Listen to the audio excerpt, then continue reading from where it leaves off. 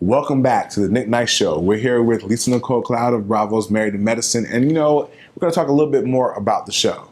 You seem like you're pretty close with Dr. Jackie on the show. How did that relationship develop? The great thing about my relationships on the show is that they really were natural and organic. I was introduced to Dr. Jackie when she was doing her 50 Shades of Pink foundation show.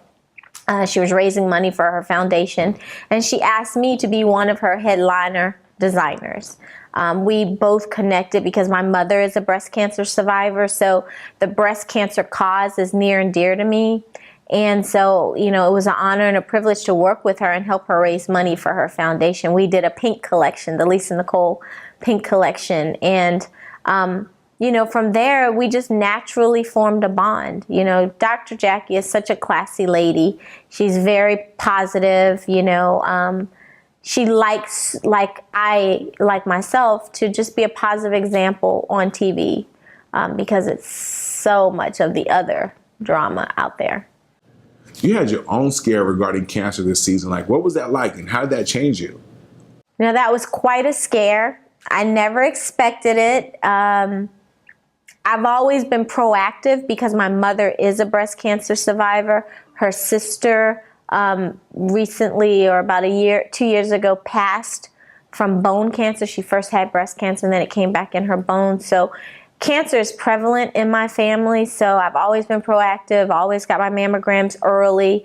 But when it happened, it was kind of a reality check because I'm very successful. I have lots of businesses, but you can be gone like that. Tomorrow is not promised to you.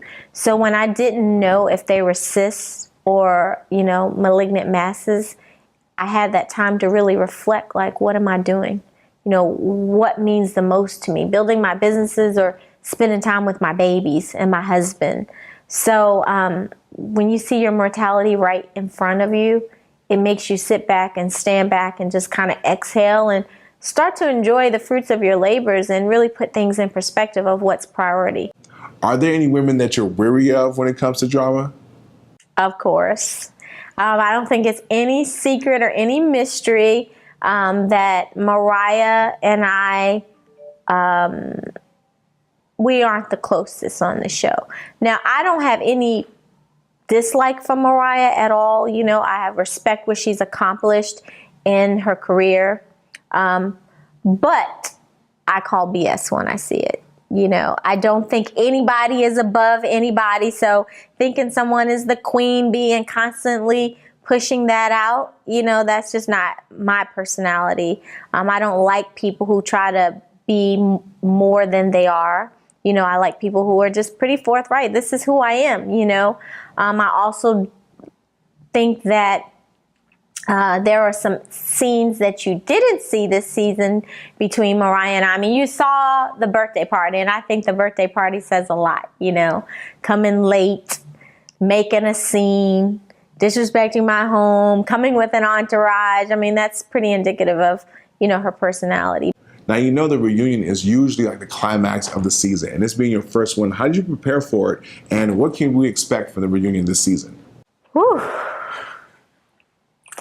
I can honestly say I was nervous going into the reunion. I mean, having seen some of the recent reunions, I did not want to go into anything like that, and you just never know what to expect with the reunion. So what I will tell you is that the Married to Medicine reunion is very explosive. There's definitely relationships that are strained, and that definitely comes out in the reunion even more so. It's going to be intense. And the first part of the reunion, it was so intense, I couldn't even find my voice. I mean, I was sitting there going, wow, and asking myself, what am I doing here? Is really what I was asking myself the first half of the reunion. But then I went back to my fitting room, I regrouped, and I was like, you know what, I'm gonna have to take a stand and be a positive point of light and find my voice in some way in all of the chaos. Now, one question that I'm sure that all the ladies watching the show want to know is, how do you juggle it all? And that is the $1,000,000 question. Balance is something that I've had to work on.